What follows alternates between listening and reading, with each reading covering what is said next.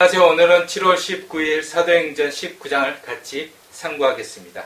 19장에서는 에베소에서 사도 바울이 12사람들에게 이제 세례요한의 세례를 받은 제자들을 다시 불러가지고 예수님의 이름으로 세례를 주는 사건이 나오고, 그 다음에 두란노 서원에서 강연을 계속하고 있습니다.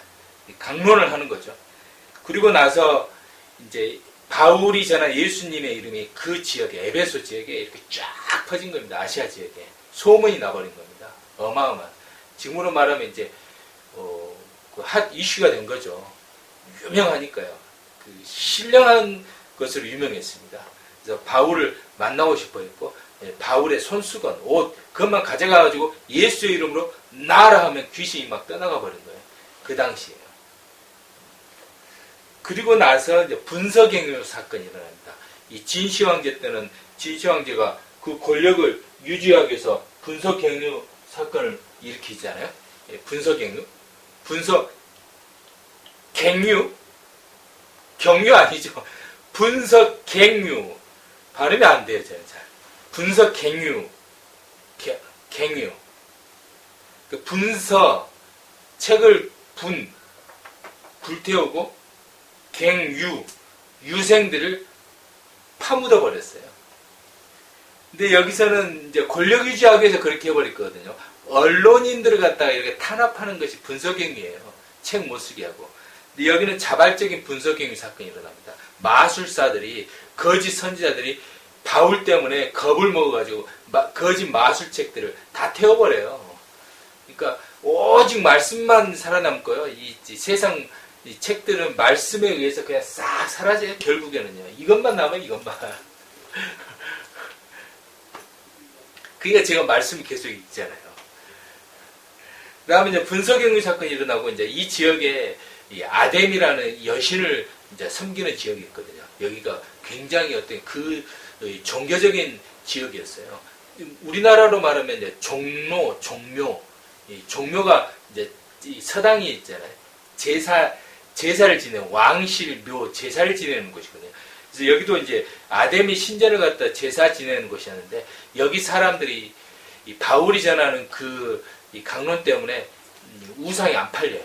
그리고 자기들이 만든 것이 가짜 우상이라는 것이 들통나버려요. 그리고 그 여론이 확산되니까 겁을 먹은 거예요.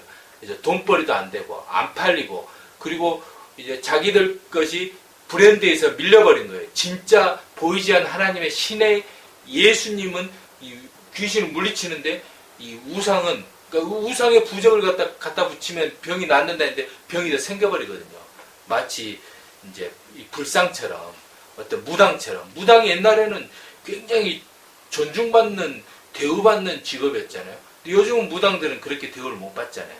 여기 미아리 이런 데만 가서 이렇게 막 타로 점 치고 막 한다지만, 점쟁이 하면 아무래도 요즘은 인정 못 받잖아요. 근데 목사님들은 이제 인정받죠. 왜냐면 그 말씀을 통해서 그 사람의 인격을 변화시키고, 그리고 어떤 영적인 것에도 이렇게 귀신들도 이렇게 물리치고요. 그 능력이 있거든요. 그리고 병도 고치기도 하고, 물론 요즘은 병원에 많이 다니기도 하지만요. 그때 이제 이 여신을 믿는 이들이 들고 일어납니다. 바울을 이제 고소를 하려고 막 이 촛불 집회처럼 막 소동이 일어나요. 근데 그때 이제 여기에 다스리던 자가 그들을 불법 집회하지 말라고 그냥 해산시켜 버립니다. 바울이 이 어떤 불법 집회하듯이 하지 않았다는 걸 분명히 알 수 있습니다. 오히려 아데미 신, 또 생업을 하는 이들이 불법 집회를 하거든요. 그래서 예수님을 믿는 사람들은 불법 집회나 이런 여론, 혁명 이런 것과는 거리가 멉니다, 사실은요. 근데 이게 이제 현대 사회로 넘어오면서 이런 집회도 하고 여론도 확산하고 막 이렇게 하지만, 이 근본적으로 보면은 예수님의 이 말씀은 말씀을 통해 각 사람의 인격을 변화시키는 겁니다, 사실은요. 그래서 이 대목 같은 경우는 어떻게 보면 이제 우상과 이렇게 싸우는 바울이에요. 바울은 아브라함은 우상을 믿는 아버지가 우상장수였었는데 거기를 떠나잖아요. 갈대아우르를. 근데 바울 같은 경우는 아데미 신전이 있는 그 에베소 한 복판으로 들어가잖아요. 그리고 예수님 같은 경우도 이 세례요한의 세례를 받고 이 마태복음 4장에 보면은 이 성령의 이끌림을 받아 성령의 내쫓김을 받아서 바로 이 마귀한테 가잖아요. 광야에 시험 받으래요. 그처럼 이 마귀가 가장 극성을 부리는 에베소로 바울이 들어갔던 겁니다. 그 적진 한복판으로요. 그게 여기 있던데 이런 분들 같은 경우는 이제 바울의 이 사상을 가지신 분이죠. 이면수 목사님 같은 분. 어떻게 보면 아데미 신보다 더 무서운 북한 공산당 그 안에 들어가가지고 거기서 이 핍박받으면서 이 믿음을 갖다 버리지 않고 그런 이 김일성 공산주의 사상을 계속 그냥 책을 달라해서 다 읽으셨다 그러더라고요. 그러면서 그 안에 모든 걸 보면서 이 위대하신 분이죠. 캐나다 분인데 우리 한국 분입니다. 근데 캐나다 시민권을 가지신 분입니다. 그처럼 사도 바울이 그렇게 했던 거예요. 그러한 정신이 이 현대사회 가운데 이 믿는 성도에게는 분명히 있어야 됩니다. 그렇게 하려면 요즘은 정보혁명의 시대이기 때문에 드라마만 봐도 어마어마하게 재밌어요. 저 드라마 자주 보거든요. 근데 그런 드라마를 보기 위해서는 이 정신 무장을 해야 됩니다. 무장을 하지 않고 그냥 멍청하게 보면 거의 끌려가 버려요. 또 그런 걸 안 볼 수도 없는 거예요. 현대사회에서요. 봐야 돼요. 그냥 불교처럼 산속에 들어가듯이 돛 닦듯이 그것을 막 귀를 막고 살 수 있는 건 아니거든요. 그것을 들으면서도 그 안에서 세상 문화를 속에 있으면서 세상에 속하지 않아야 되거든요. 이 바울이 그렇게 했던 거예요. 에베소에 들어가지 않고 호랑이를 잡으려면 호랑이 굴에 들어가야 된다고 했잖아요. 그하고 똑같은 겁니다. 그래서 이 우상이라는 것이 이제 이런 게 어떤 이 뭐 불상 이런 것만 우상이 아니에요. 사실은요. 우상 하면 이건 짜구짜라고 하잖아요. 이거는 코끼리잖아요. 코끼리. 돼지, 이건 돼지 시자거든요. 코가 긴 돼지가 코끼리였습니다.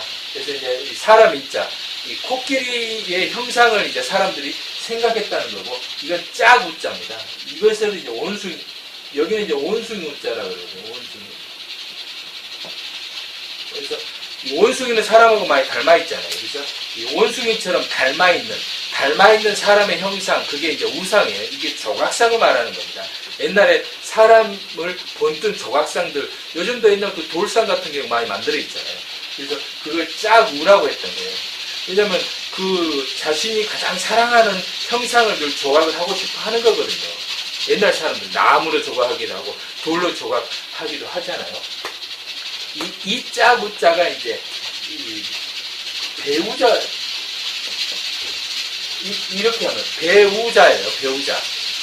자기 와이프 할 때 이 우자를 써요. 그래서 우상이라는 것은 아내처럼 가장 사랑하는 걸 말해요. 하나님보다 더 사랑하는 그게 우상이요. 우상이에요. 우상. 돈 또는 자신 또는 아버지도 우상이 될 수 있어요. 자식 또는 뭐 누구든, 그러니까 하나님을 제외하고는 다 우상이에요. 근데 그런 우상을 그런 우상들을 다 막 멀리 해야 되냐? 그러진 않죠. 배우자를 갖다 뭐 우상시해서 되겠습니까? 그러니까 그 말은 배우자를 막 이렇게 막 우상 쳐다보듯이 막 멸망에 가증한 물건 쳐다보듯이 그러면 안 될 거 아니에요. 하나님보다 배우자를 더 사랑해버리면 그것이 우상이 된다는 거예요.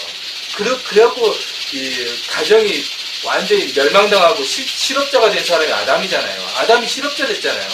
이게 마누라 조언을 잘못 들은 바람에. 그 마누라 말 듣다가 그렇게 깨달난 거예요. 에덴 동산에서 쫓겨났잖아요. 실업한 거예요. 실직. 하나님이 그냥 쫓아내버렸잖아요. 그래서 그런 걸 분별을 할 줄 알아야 되는 거예요. 그래서 아버지가 우상일 수도 있고 또 누구든, 그리고 아내가 우상일 수도 있어요.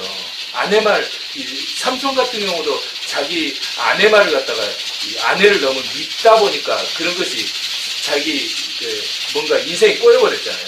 그러니까 아내의 말도 남편 말도 하나님 안에서 잘 분별하고 살아야 되는 거예요. 그게 우상이에요. 우상이 따로 멀리 있는 게 아니라니까요. 아데미 신전 이런 것들도 우상이지만 이 삶 속에서 우상을 분별하고 사는 지혜가 필요합니다.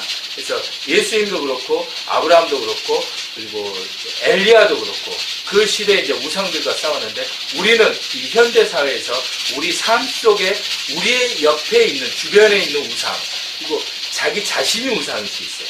항상. 그래서 늘 깨어서 기도하면서 자신을 다시 한번 돌아봐야 됩니다. 관찰해보고 그리고 늘 예수님의 은혜 속에 살도록 자신을 잘 이렇게 한번 살펴봐야 돼요. 그리고 특히 어떤 성경과 다른 어떤 교리들을 접할 때는 깨어 있어야 돼요. 어디에 있든지 간에. 그렇지 않으면 순간순간 그리 붙잡혀 버립니다. 그리고 옳지 않은 일인데 교회에서 만약 시킨다 그러면 그거 기도해 봐야 돼요. 이란 교회는 옳지 않은 일인데도 하나님의 이름을 하거든요. 하나님은 그렇지 않아요. 성경 읽어보세요. 성경이 언제 하나님이 옳지 않은 일을 갖다 하나님의 이름을 하라고 한 적이 있습니까? 전혀 그런 적 없습니다. 전혀 그런 적 없습니다. 하나님은 그렇게 악을 행하시는 분이 아닙니다. 잘 분별하고 살아야 됩니다. 네, 이상입니다.